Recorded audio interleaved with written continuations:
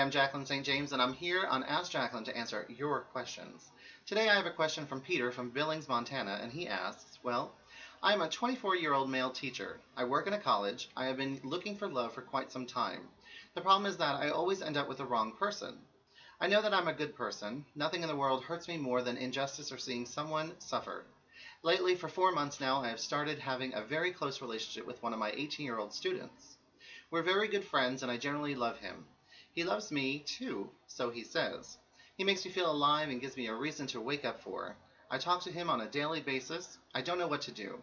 He's still my student and will graduate this year, and I know that he loves me too, but I'm lost, just too hurt and too confused. I want to know if he loves me the same way I do, or he is just considering me a friend who he fools around with. We sleep together, no sex, just hug each other, of course. I don't know. How can I know how he loves me? When should I, if I ever should, tell him? Am I a pervert for loving someone younger?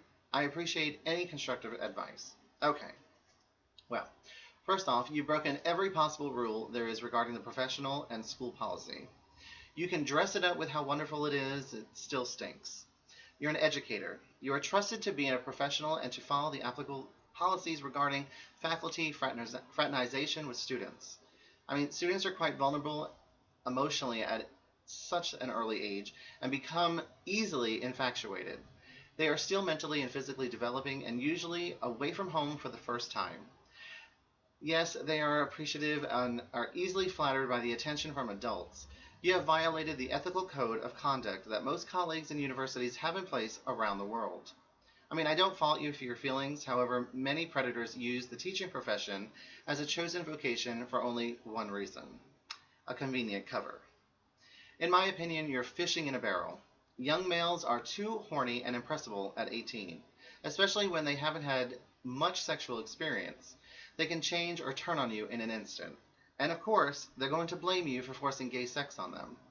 You are in a bad position.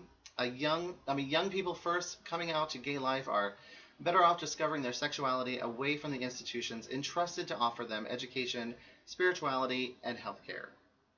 As another gay man, I'm sorry to come across as though I am judging you. However, I have seen way too many professionals throw away their careers doing just what you're doing now. I mean, they let their hormones get the better of them and throw caution to the wind. They wasted all their education and threw away their jobs that they loved. Their valuable contributions to society was lost. So I would say break it off as delicately as you can. Be prepared for his reaction upon being rejected. I mean, hopefully he will lose interest on his own. Young people at his age are more driven by hormones and curiosity than deeper feelings. I know I was. Allow him to start from his own level of emotional maturity. I mean, you have the benefit of a higher education and a level of intellect far above his. If he didn't attend the school where you worked, I mean, it might just be it would probably be fine. But it really doesn't sit well. I mean, is that, it's like you're using your closeness and chronological age as an excuse to dismiss what is proper for someone in your position of authority or responsibility. I mean, it's legal, but it's not ethical. It could prove a huge liability to the university. I mean, if his parents are homophobic or ultra-conservative in their values, I mean, even worse, if he hasn't come out as gay to his parents, you're going to be held at fault. You're reinforcing the false presumption that gay people hide and recruit young people into gayness. This prejudice is reflected even in the judicial systems around the world.